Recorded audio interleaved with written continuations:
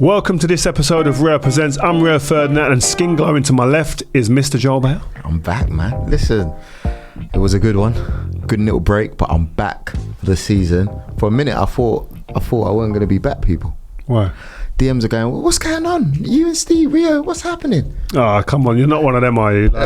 Listen, you got to make sure you explain right to the people because they might be a little bit confused. I've explained, man. Listen, we got a new format. It's new and improved. It's bigger, it's better. We've got massive guests coming on.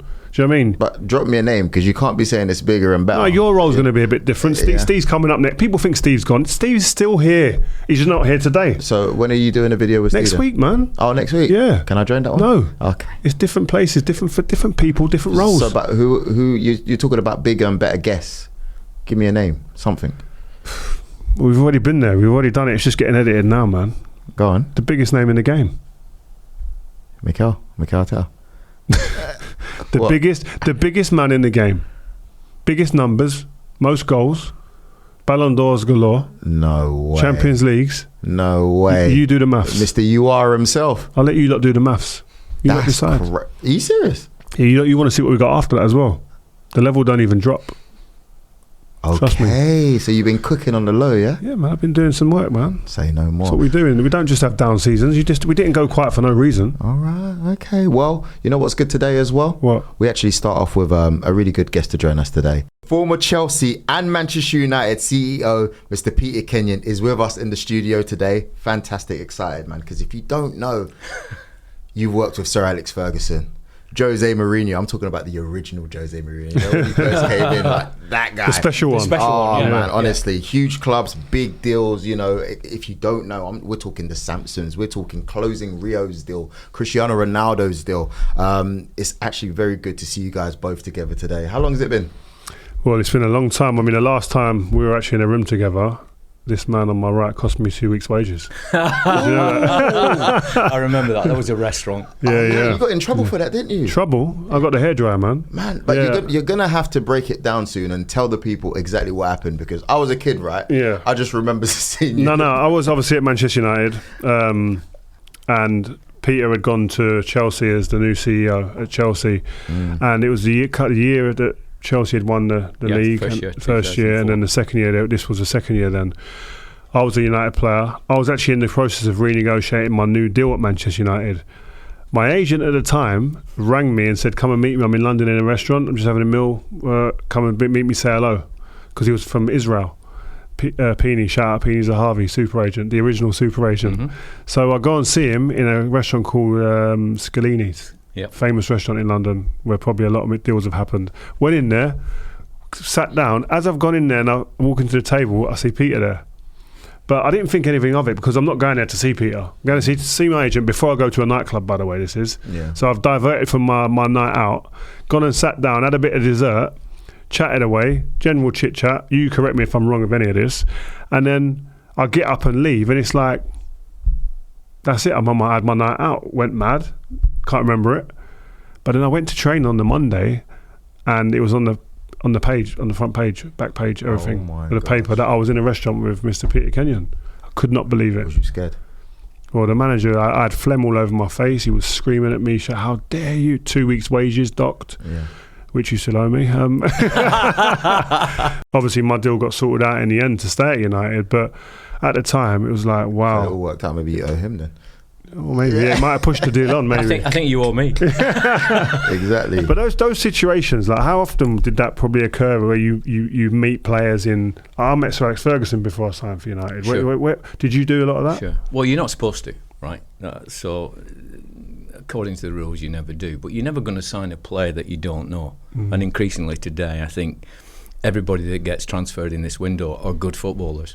So what makes them the right footballer for you, I guess, is the big question. But going back to this, I was equally surprised. That's why Peeny Zahavi was a super agent at that point. Yeah. He put us together. He was creating an environment that got you a better contract. Well done. But, you know, Rio talked about the impact he had. I mean, I'd just come off a horrendous couple of weeks with the press on the back of Ashley Cole. Oh, yeah. Yeah, do you remember that? Yeah, As an Arsenal, you've got to Okay, There so was a little twinge when you walked in. so the last thing I needed was to be photographed with Rio Ferdinand in Scalini's. Everyone thought that was manufactured, and we were trying to do promise a deal. you it wasn't. Did Sir Alex Ferguson contact you directly? Because No. obviously, he didn't. Sir Alex say didn't speak to me until after he'd beaten us in the Carling Yeah. Cup. anything. Really? Wow. What did he say? Well, when he was collecting his, his medal, Yeah. he said, "I told you we'd beat you." Oh my gosh. Anyway, look, I want to start about the art of selling players. There's plenty of deals happening right about now, especially at Chelsea, and a few movements at United here and there. It's the final week. Talk to us. Scott McTominay. What's your thoughts on that one? I think to me he represents United in lots of ways, right? He is a player that I think has got a United DNA. And look, it's not about just having the best players, it's having a team of players that play how you expect them to play. And I'm a bit surprised at Scott going, if I'm being honest. I think he represents that United mentality. I completely agree. I look at Scott McTominay and like, not every player can be a star standout player or franchise type player. I always say this, to win the league, you need the likes of a John O'Shea, a Wes Brown, Darren Fletcher. You need the likes of Chicharito, Ole Gunnar Solskjaer from when we was at United. Or you need the likes of somebody like a Alvarez when he was at City. Do you know what I mean? Who can come in, who you go, oh, well, last season, Doku was coming in and impacting games, not necessarily always starting all the games. So them players are huge. You need those players, and they understand the DNA, especially the ones that have come through the academy. There's a lot to be said for that as well. Man United have always stood by that. So it really doesn't sit well with me. I just feel like to replace him, you're going to have to spend 30, 40, 50 million pounds and give him 150 a week probably. Like, it's not going to be cheap to replace him, but and it's a gamble. You don't know what you're going to get with that next player. Whereas he's like, you know what you're getting. It's on the tin. He's there. He turns up when he's playing. He might not always be an 8 or 9 out of 10, but invariably he's a good solid 7. And then every now and again he will be an 8 and get you a goal. But don't you look at it and go, okay, from the club's perspective, it's the FFP rules. It's pure profit, isn't it? Because he's from the academy. Surely. Yeah, but okay, it's profit today, but what's the impact on the team tomorrow? Sure. And look, a football club is a business, but it's a different type of business. It's no good having a great business and winning nothing, right? I mean, you speak as a fan. Yeah. You do want to win. You want to see progress. You want to believe that every season the start of a new season, you've got a chance of getting Champions League. You've got a chance of winning something. That's what this game's all about. It's true. I couldn't care less. When I see a player, I either want him in or out quickly. What's more difficult, buying a player or selling a player?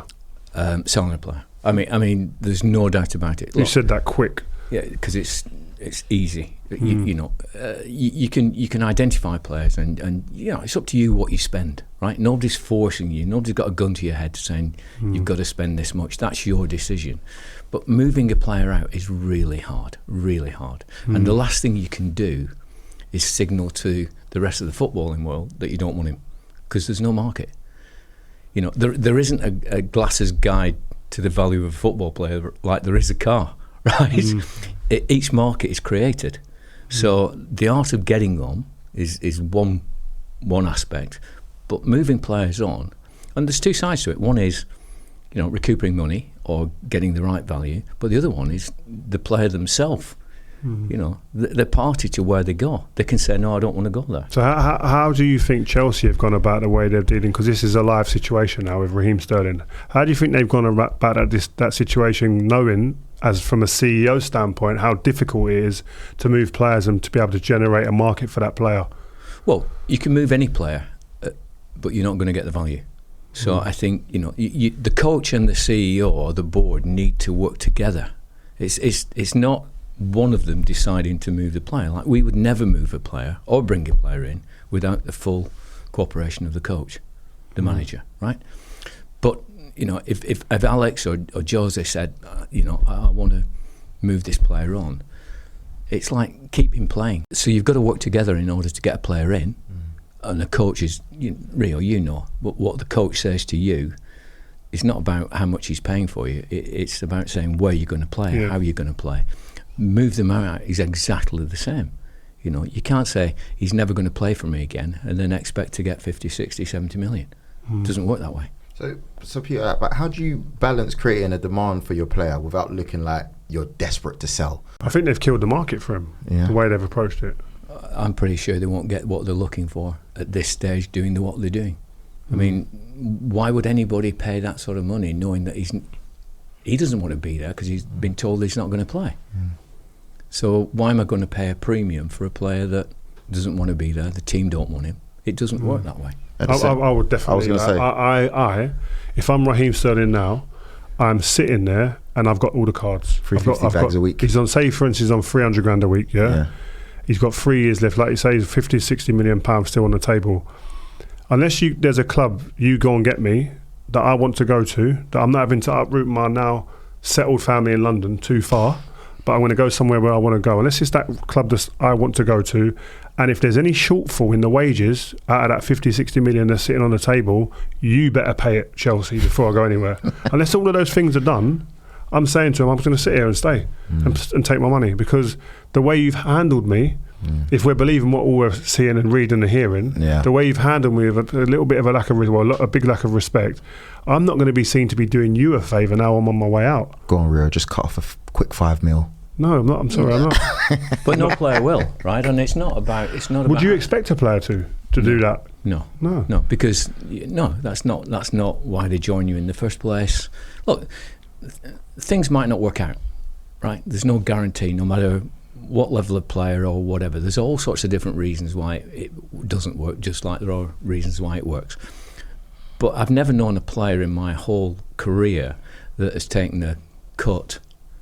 And then you start looking at the wages that we're now paying. How many clubs can afford to spend? So the number of clubs that could actually buy and pay a player 300,000 has gone really small. Yeah. So you're dealing with a very small number of clubs when you get to that level. So the last thing you can do is signal that we don't want him. How would you have gone about that as a CEO? I certainly wouldn't have a coach saying he's never going to play for us again. Because that kills the player, right? And look, season starts, it's still there. Injuries. You need the player to be still on board that he's going to play. They have got 46 players though that can buffer that. So I just think it's false. I think it's false economy, right? And you know, that's where the board and the CEO and the coach have all got to work together. What you're doing is building a team, right? You're not buying a player. I don't think there's one player that changes everything. Sure. Might contribute more, but there's not one player that's going to win you the league, win you the cup. I agree. It is mad though. You know the manager also. I'd love you. How would you have navigated this dynamic as well? And what would you think about this? But the manager's been told that his job is purely about coaching the team, and the players that the club deem appropriate, they'll deal with, and he's got to coach them. Did you approach it like that at all? No, not at all. I mean, look, a coach can make a player really good and better than when he comes, or he can destroy him. Board can't do that. CEO can't do that. That's the coach's job, right? So you never buy a player. I mean, Europe used to do this, Rio. We've never adopted this. I remember AC Milan. They would buy players and present them to Ancelotti or someone else and say, that's your striker, that's that. That's never worked in the Premier League. And I don't think it's the right way of building the team anyway. Because the relationship between the coach and the player is absolute. And you know that as a player. You know, you came to United not because of just what we were paying you as a salary, but you believed in where United was going. The coach was a real, I would suggest, a big influence on you joining us. Yeah, the wages helped, I've got to be honest. But no, Sir Alex Ferguson is a huge driver. For sure. I mean, and the history and the recent history of winning. Like the first thing I wanted to do was win. Correct. Sir Alex Ferguson was integral to that. The squad of players that they had there, and the wages. Oh yeah. You can't. But it's in that order for me. It was in that order. But you know, United we paid good wages, but we never paid the most. Right. And if a player came to us and said, "Oh, I've been offered, another 20 a week at Real Madrid," we'd say, "Go to Real Madrid." Because it's not just about wages, it's not just about transfer, it's about having somebody who really wants to be part of that environment, that squad. Do you know what that sounds like? Arsenal Football Club. At the moment. Come on, man. It does. I mean, let's be honest. Come on, like, we've got Peter Kenyon saying you're going back to this exactly. Arsenal. We got SME here, subject matter expert here, and he'll tell you, Peter, let me ask you in front of the people here watching, your thoughts on what Arsenal are doing, please. I think they've done a great job. I think, first of all, and this is tough from United. Arsenal was, in our time, the fixture, right? The fixture, right? The most competitive piece. But I think they've done a good job backing Mikel, right? Long term, they're obviously planning things. I think he's done a good job building his team. I think he did a great job off the disappointment last season against the previous season. Just I think the biggest problem he's up against Man City, right? That's the reality. But I think what they've got is they've got a plan. And is he really buying the top players? I don't think so. I think he's buying players that he wants, that he knows he can get them playing together, and that's what makes them competitive. We could go from one extreme to the other here, Peter. You've got Chelsea that are spending wild, and we don't quite know what their method is behind this approach. But then you've got Liverpool that haven't really spent anything in this market. How do you see their business as well from the outside? I think there's two really well-run clubs. Three. I think Manchester City, really in depth. I mean, again, you look at players that they move out, players they bring in. It just goes without a blip, right? They've got a real identity. They know exactly what they're looking for, either to add to or replace, and they do it seamlessly. I think Liverpool have done a great job under Klopp. You can't say not. And again, I think it's because they know what they want, they know how they want to play, and they get players who fit that system, right? I think Arsenal have done the same, and they're coming into that. But I do think you've got to have some identity and understand what you're playing and how you're playing, and then you get the players. And there's no excuse today with the technology we've got, with the analysis we've got. There's no excuse for buying the wrong players. Two things just before we finish on Chelsea. Firstly, in my mind, or from the fans and people hearing, I always thought that Jose fell out with Abramovich because there were players coming in, and that he was told, this is who you have, this is who you got to work with, and he wasn't happy. But yet earlier on today, you said that it's never worked in the Premier League where you just chuck a player in and that was never the case with Jose. Really? Never. Can you elaborate on that, please? Because I mean, the reason we went for Jose, right, is we had a good squad of players who'd never won anything, and they didn't know what winning was like. And one of the things that Alex said to me, and it always resonated, is until a player's won, he doesn't know what it's like to win. Once you've won, you never want to lose.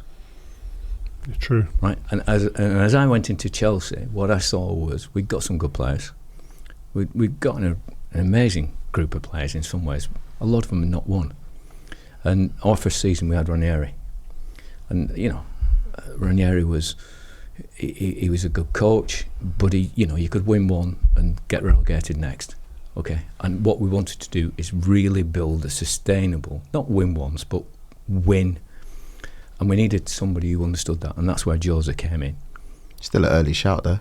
That was early Jose as well. It wasn't like it was. That was Jose. Jose. Won the Champions League. That's the difference. That was Jose at his best. He just League. against with Porto. Right? Yeah. I mean, he was incredible. And when he talked about the special one, I mean... What did you think then as a CEO? What did you think? You must have been scratching your head like, oh my God, what's going on? He didn't shy away, did he? He set himself up. He said, we spent a lot of time, I spent a lot of time with him talking about what we wanted to achieve, and he just came in and took that responsibility. What was he like when you first met him? Is there anything that stands out, like when you first met him, like the first meeting you had? I think his preparation. First meeting I had, he knew more about Chelsea players than we did. Oh wow! And he was like dossiers on players. Yeah, he just knew. He knew how he would play. He knew where the gaps were. He was sort of saying, as we were interviewing him, he's sort of saying, "We're a bit short in this position. I'd like to look at that one." Did he use the words "we" even before he signed? Yeah. Wow. Yeah. Talk about a man that wants to go somewhere, innit? Yeah. Detail. Yeah. very that. detailed. And he was the best coach I've ever seen. He played chess, right?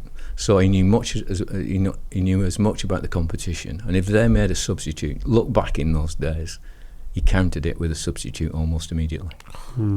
Incredible.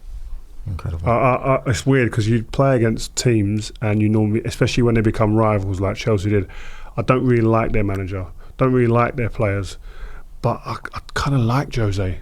Even when they were beating us, I still kind of liked him. There was something about he had a charisma that was like warm, hard but warm, and he was a nuisance, but he was obviously great at what he done. To be fair, I think Sir Alex liked him as well. I mean, you can see as respect. The respect is there. And you know, to your point, I mean, he took the pressure off the players. He took all the pressure, which is what he still does. I mean, that was quite unique. I mean, Alex did that. Yeah, he was great at that, especially in interviews after games, shifting the focus. Yeah. But I want to go back to a point you made earlier about teams doing well, who had done well recently in the transfer windows. They had identities. Correct. City, now Arsenal, Liverpool under Klopp.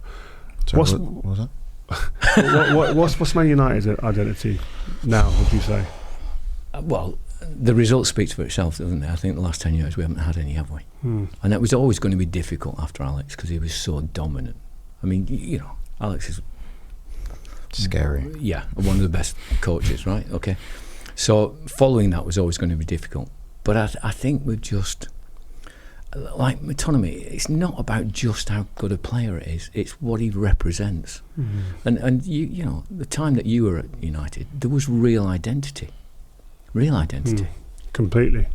Like for any one player coming into the club, it was pure, like you knew your role. It's like, again, I want to keep going back to Chelsea, but I knew coming into Man United it was probably 24, 25 players in that squad, and we all knew our roles.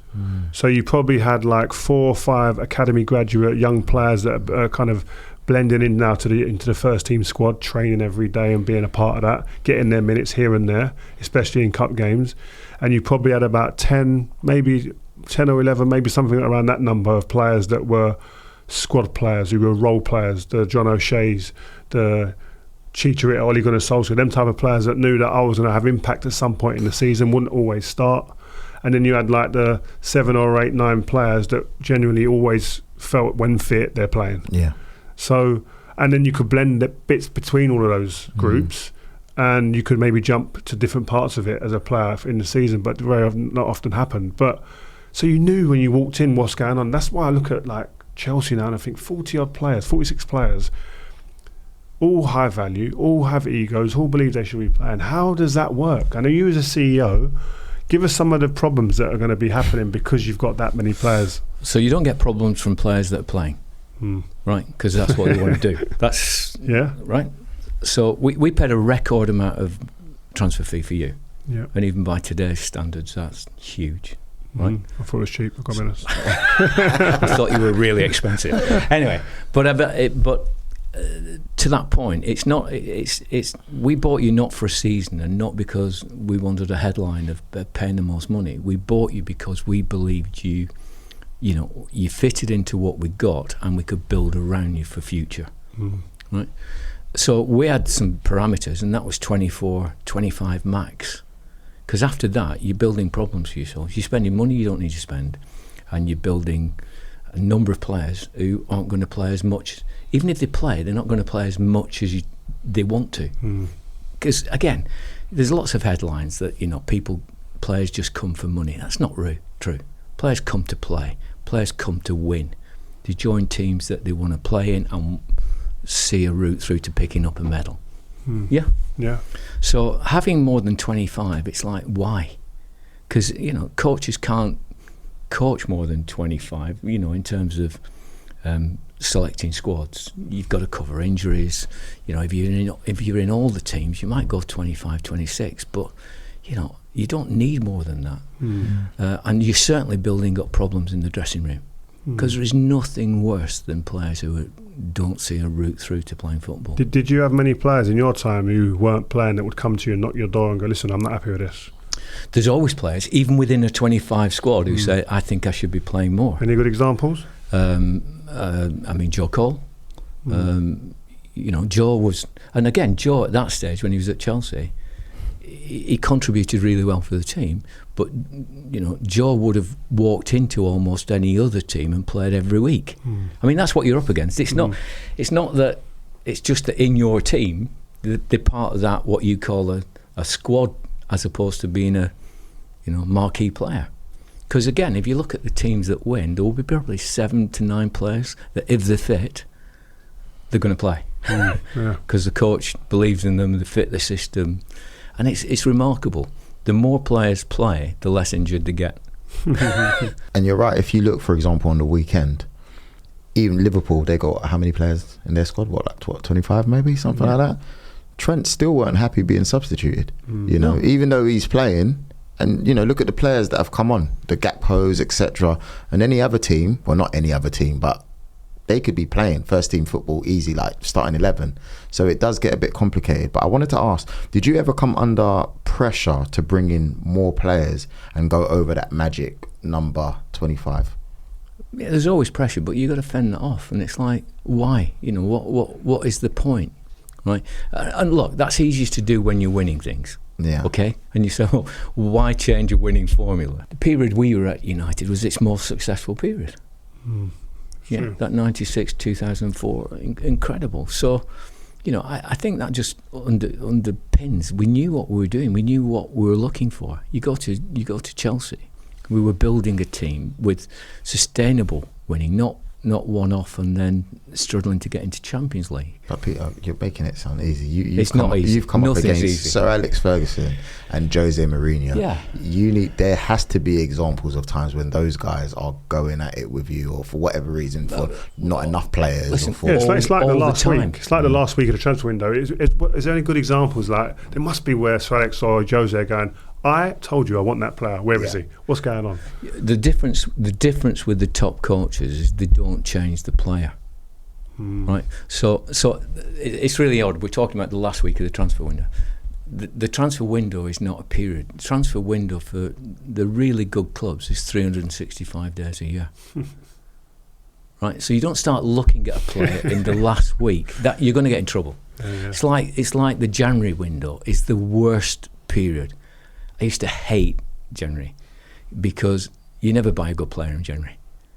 Really true. Think about it. We bought in the Man Utd and Evra. They started off terrible, but they did but develop. they came well. But there's not many, I don't think. No, there isn't. That's mad, isn't it? Aubameyang. Go on. Aubameyang. Yeah.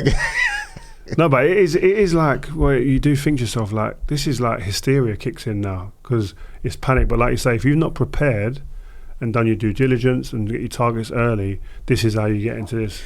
Listen, Well, what about, so for instance, we were in for Ronaldinho yeah, in your last year, I think, at United, and it didn't happen. no. And that's the marquee signing of the summer. Doesn't happen, and we've got a couple of weeks left. Like, what's the contingency plan there? And then we obviously get Ronaldo, but that was almost by chance. No, it wasn't It it wasn't by chance. We'd done the deal for Ronaldo. We'd brought him in earlier than what we'd anticipated. Well, so we got him. Oh, I got you. So you knew about him? Yeah, for sure. We'd been. Yeah, Because I always thought, that we was like we didn't get Ronaldinho, and I remember the manager devastated on a training ground. He's not going to come. He's going to go Barca. I think they've done us. And then I didn't hear any murmurings about anyone else. And then we go and play Sporting, correct, in the stadium, and then we leave the stadium knowing we've signed him. But I thought that was just reactive to that performance. Not at all. So we come off the pre-season in America. Yeah. Go to Sporting to play because we opened the new stadium for Euros, didn't we? You've got to remember this. I mean, okay, it's pre-season. Yeah, he was unreal. He was unreal, wasn't he? Disgrace. It was we've got a WhatsApp group now at United that we always talk about here anyway. But Shazy, once or twice a season, this game gets brought up. What? John O'Shea. What'd you say? He got hurt. He was on oxygen chambers a lot after. It was unreal. Like, crazy. So we'd done a deal for Ronaldo prior to that. Oh wow! Against a lot of competition, and I was there to finish it. And the plan was he would stay at Sporting for another 12 months because he wanted to play football and develop. And players need to play football to develop, not sit on first team benches, right?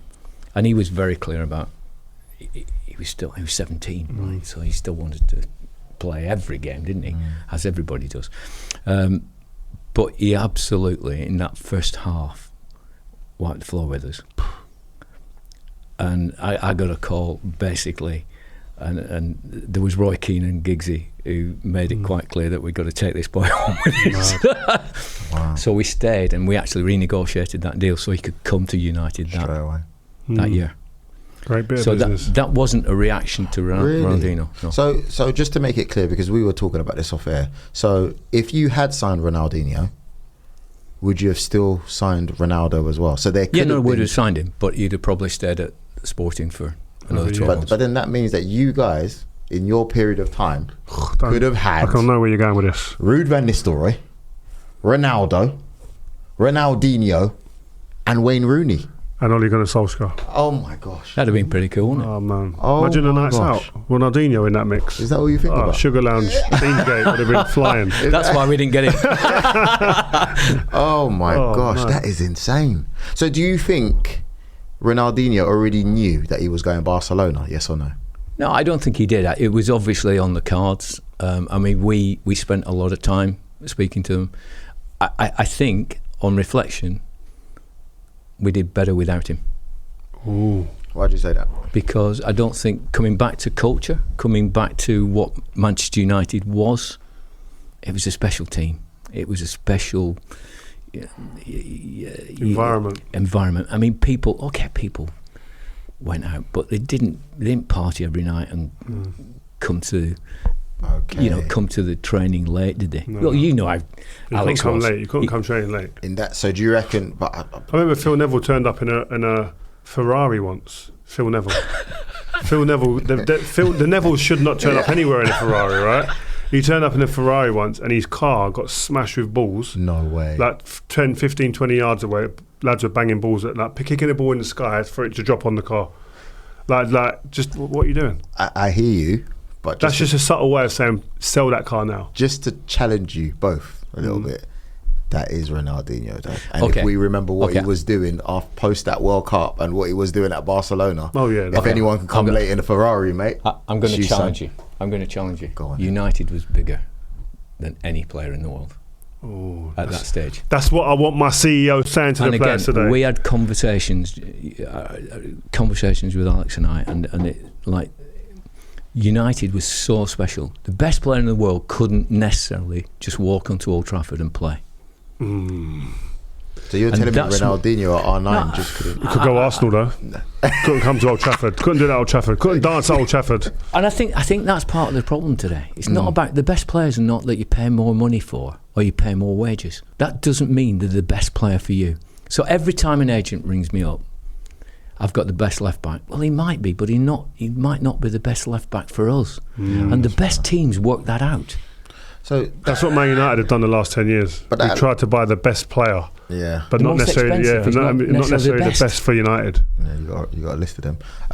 If we moonwalk a little bit, just a little bit, I remember you got a little bit of stick from some people. I don't know who. This is just research talking here.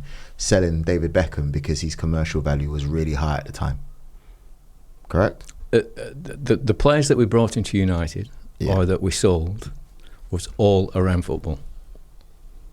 I told you. You said All around football. that. Wow. Not about commercial value. Okay.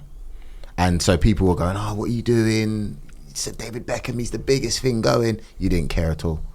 Because it wasn't about a marketing. It was about what the team needed. On the field. Yeah. That's good. And Alex will still say he got the best out of you, David. At United, yeah, I know what you mean. You talk about the fans there. You're asking how the fans are going. Did you ever consider the fans in making decisions when you were CEO? Like, because we're looking at certain decisions being made by various clubs, and sometimes you're thinking, wow, they've got zero connection to their fan base or understanding, or even don't care. Yeah, look, we were the first club to start fan forums. Man United. Yeah, Okay. the very first club, which were pretty tough. So you'll just explain what that is a little bit for us. That was the board and me, some of our directors and Alex meeting the fans. So a self appointed group of fans that would come in and talk about United. So in a big issues. room there's 100 fans or whatever Yeah. it is, and you're sitting there chatting, having a conversation. Wow. Fans make the stadium, make the players, make the game, right? So, and you know, the whole Super League thing fell apart because we forgot what the fans want, which is promotion, relegation, right? So, fans are at the heart of this sport, whatever you like. Now, you know, did I get stick? Of course you do. I mean, I think I made one comment where our fans are customers, and it's like, you know, you can't call fans customers. But if we treated fans more like customers, everybody would be better off, right? Giving them better experiences, right? I see what you're trying to say. You see? Yeah. But you know, I think fans do go to the heart of our sport. So do you, when you make decisions then, is a lot of it, do you consider the fans? Is what I think I'm you asking. consider the fans in terms of what are the fans. Look, football fans pay a disproportionate amount of their wages to go to football. Yeah. Yeah. Don't care what team it is, what level. He doesn't buy tickets anymore. Okay. That's you why know I kind of. That's why he paused, because this guy gets given. He's got luxury now. I got to sit in the boxes now. Most games.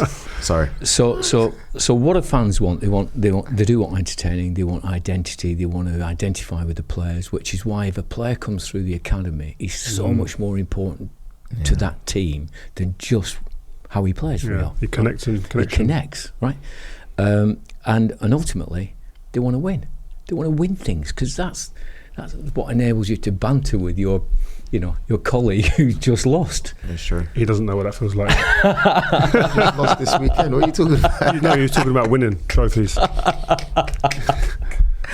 I understand. No, you know what? It's important, because sometimes, again, looking from the outside, I get to ask you the questions that I was reading about, 10, 15 years ago. So it's important to know that there are still people who have been in the CEO role and they consider what the fans think. Because from the outside, sometimes it doesn't look like anyone cares. Do you not think the Arsenal CEO considers you guys? I think now, yes. If you had asked me the same thing 4 or 5 years ago, I would have said absolutely not. I think at the end of the great Arsene Wenger, I thought, you're thinking about the players and the stadium, but are you really thinking about us? During the Unai Emery period, I'm not saying him particularly, but it just didn't seem like there was a connection with the owners and the fans. Now I feel like it's closer. I think Arsenal are probably one of the most connected to their fans now, out of all the clubs in the Premier League. Just even if you look at it from just a merchandise perspective, throwbacks to different old generation players that meant something to the club. Yes. But even the black kit they wear now, the way it's designed by an immigrant, basically the unbelievable designer, right? I wore his clothes to the Brits this year, but it's one of those, let's connect to our culture. And Arsenal are doing that, I think, as well as, if not better than anybody at the moment. Have you spoken to Edu? Yeah, really impressive. I don't know if you have spoken to Edu, but he's really impressive. I think like what Peter touched on, Peter said before about the board giving him the license to go and do his job well, and giving him a little bit of freedom, a little bit, him and Mikel Arteta, and time, most importantly, I think has been a really, really good move from them. Yeah, for sure. Can you be successful without the support of the fans? I don't think you'll ever be as successful as you can be. You've got to take everybody with you. You can't allow fans to run the club, because you'd be up and down, or emotional roller coaster, wouldn't it? Yeah. You have to, but you have to take people with you, and you have to be able to articulate what you're doing and speak to people, and it's a journey. It's a journey, and you've got to build belief, right? I mean, it's obvious that you feel good about Arsenal, where Arsenal is today. I feel brilliant. Runners up. I feel it's going to change this season. It's going to change this season, mate. I'm going to throw this one in. Questions from the fans. I saw the tweet you put out earlier, or the X, whatever they call it, right? Questions for Mr. Peter Kenyon. We've got, good people here that watch the show, etc. You can email, by the way, at fansfirst@rioferdinandpresents.com, or hashtag Ask Rio on social media. So we've got a few questions for you. Okay. We're going to read them out. We want honest answers, please. Okay, listen, I'm delighted to say now, Mr. Peter Kenyon, you're a friend of the pod. And as part of the changes that we've made to this pod, every episode we're going to carve out a little section where fans can actually get their questions answered by our guests like yourself. So every single episode, this will happen, by the way, throughout the season. Cart Horse has asked, who was the one player that you wish you didn't let go? I'm not sure there is one, Rio, and I'm not ducking the question, but we didn't lose players at United that we wanted to keep. I mean, that just didn't enter our... If we wanted to keep players, we kept them. You were there 12 years, right? So obviously when we let you go, we wanted you to go. No, but seriously, I mean, we didn't buy players for the sake of he's in favour right now. We really bought players. Same at Chelsea. I mean, you look at, you know, we bought Drogba, you know, to complete that spine, and he stayed with us. Right? So it wasn't that. It wasn't trading and Did you sell Robin? Money. Yeah. Well, I bought Robin. He was meant to come United. What happened there? Was you at United when he was meant to come United, but then he went Chelsea and then he went Chelsea? He went Chelsea. I heard United you guys were trying to get him for, like, I'm telling you. Mate, he walked round the training ground. For 5 million, wasn't it? He came to Chelsea. He went round the training ground at United and we were going, oh my God, we're getting Arjen Robben. There he is there. Walked round the training ground at United. And then a few weeks this later, guy takes him to Chelsea. It's unbelievable. I think that's when Alex stopped talking to me. But no, we didn't lose players, right? I mean, again, there's some frameworks. Frameworks where we need 24 squad, right? Because that's what we can maximise. Secondly, you know, we gave 3-4 year contracts, and after 2 years, we'd sit down because, you know, talk about making a market. Having a player going on free is not good for anybody. Right, it's not good for the team. It's not good for the balance sheet. So, you know, we sort of, and this has always been our mantra. You know, if you got a 4 year contract after 2 years, you renew or sell, because that's good business and good business. If you keep a player and, you know, the player's happy, you're happy, you got to continue him. So we never thought about, you know, neither of our clubs were selling clubs in that sense.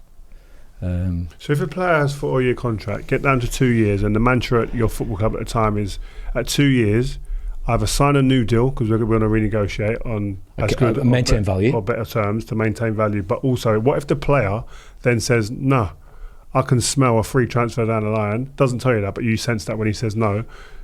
We'd sell. But what if he says no? What if he says no? He'll never say no. Like, listen, he'll never say no. Because look, you know, we'll never, and this comes back to the club. This comes back to we believing that we offer great environment. We offer opportunity to win things. You with a world class squad of players that is, you know, where does a player go from Manchester United, Real Madrid? That's okay.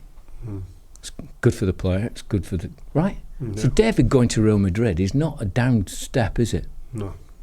And I think there's not enough football clubs who feel that way, that, you know, we're good. We're, you know, that's why you're with us. We look after you. And looking after you may be going to another club that's, you know, bigger than we are. It's different ways to look at it, isn't it? You know, when he started speaking, I started getting worried about William Saliba for some reason. I don't know why. It just came to my mind, and I just thought, oh, what's going on? You know, the player's not going to sign a better contract with 2 years to go. You know he's on his way out. Yeah. Yeah. It's true. Questions? There's more. Yeah. Stephen asked, what did Peter think when you turned up to What did Peter think when you turned up to the press conference in that white suit? Didn't matter what I think. I think Alex sorted you out, didn't he? Yeah, he did. Yeah. He hit me straight away. What did he say? No, he just said, what have you come as? Like, and I don't know. I didn't even have an answer, I don't think. I can't remember what I said, but I was like, well, I better play well. Did you think that was a bad decision then? Did you think, maybe I still to this day don't think it was a bad decision. Really? In real life, I'm going to bring it in one day. It still fits. Between the suit and the hair, I just don't... Bro, the bleached blonde hair, that was prime time Ferdy. No, the streets will never forget that. When I used to walk in somewhere, when I used to go on the pitch or walk into a club, woof, did you? Unreal. I mean, I must admit, you did set a high higher bar for yourself walking in a white suit. I mean, Pressure. From everybody. Like, this boy better be good. I mean, you got true. a world record and wearing a white suit. You true. had to be good. It tells you one thing: confidence was sky high. Can you imagine what Roy Keane in that for? Oh my gosh. The crazy thing is, I didn't care. Yeah. And that's why he became a United player. Yeah, maybe. Right? Yeah, That's why he became a United player. maybe. Yeah. Oh my gosh. I didn't care, like, because I backed myself. I just thought, what are they going to tell me? Wow. I come here to learn. I want to be better. I want to be the best. I'm going to just join these guys, and I know that whatever I might look like or you think about me, I'm humble enough to come in and say I need to learn off you lot. That was a difference. I weren't like egotistical or doing all that with my hair and wearing outlandish clothes and coming in thinking I'm the big I am. That weren't the way I moved. That's what it looked like, but it wasn't reality. Okay, that's fair enough. What about Sears Maxwell asked, what does Peter think about the start INEOS have made to their time at Manchester United? So I think Jim's a serious guy, right? I think he's in it for the right reasons. I think he's in it long term, and those are all good signals for the club. I think an ownership change is positive at United. If I'm being honest. Yeah. I think, and look, I think it's a long road back. I don't think you're not going to turn United round in a season. No.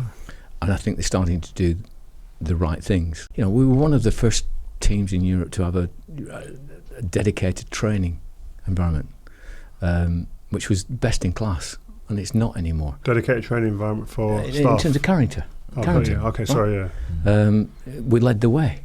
You know, Old Trafford was one of the Europe's biggest and best stadiums, and it's all looking tired, and you know, people have overtaken us, and that would never have happened.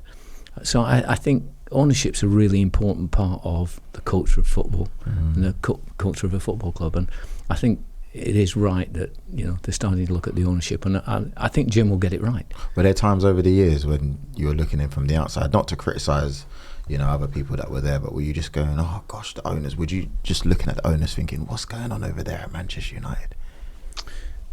Honestly, yes. I mean, look, I think in some ways, you know, I took United private from public because we didn't think it was right to be a public company.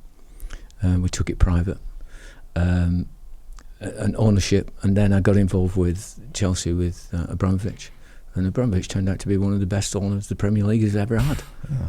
Right? We thought it was just the money first, but then when you look back now, you go, oh, you know what, he was actually so all right. Ownership is a really important part of, you know, the fabric and structure of a football club. Very different ownerships them two as well. Completely different. But you know, and that's why the sport's different. You know, the one thing about Roman is he loved the club. He went to games. He understood the temperature of the fans. You know, you can't understand the temperature of the fans if you never go to a game. Yeah. And Mikel, we had Mikel here. Why are you bringing it to Arsenal? Forget Arsenal. No, not Mikel. Calm down. I was going to say, John Obi. Oh, okay, sorry. What? He said that if, let's just say, someone was going to get sacked, he would come in the yellow helicopter. Like, he was involved at the training ground. Woof. You know, and after he has the chat with the players, he then talks with the former manager, soon to be former manager. Yeah, look, you know, it's got to be coordinated right the way through the piece. That's leadership, though, isn't it? Yeah. I like the way you answered that. Very political. Yeah. Listen, we'll talk about this in more depth, I think, because I think it's a real good point about, and a good subject to get involved in different types of leadership at football clubs and ownerships. It's really important. I don't think we've got enough time today to go through that, so we'll definitely be touching you. And this is now the friend of the channel, Mr. Peter Kenyon, by the way. It's been fascinating speaking to you about the game for sure. And please remember, if you want to get in touch with your questions, fanfirst@rioferdinandpresents.com or hashtag AskRio on socials. We're looking forward to answering your questions.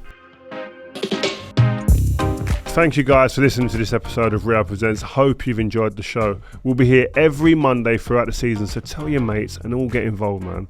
If you've got a point you think we should be discussing or want to put us on the spot with a question you want answering, get in touch using the fansfirst@rioferdinandpresents.com email address or use hashtag RFP on social. Make sure you leave us a review and follow this Rio Ferdinand Presents feed, and you'll never miss an episode. See ya on the next one.